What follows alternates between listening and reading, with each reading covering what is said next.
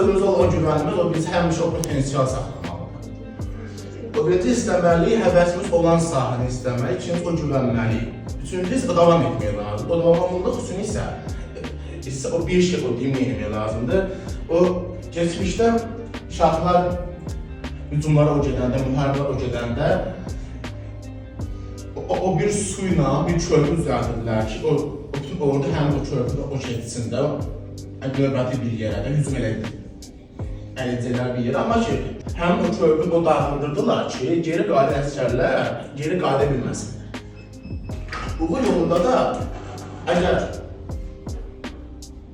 addım atdıqsa, özümüzdə bir körpü düzəltmək, özümüzdə bir xüsusi bir yol düzəltməliyik. O körpü düzəltmək, həm uğur yolunu addımlamalıyıq, amma uğur yolunu o keçdikdən sonra həmin o körpü o dağıtmalıyıq, o geri o qayıda bilməyik.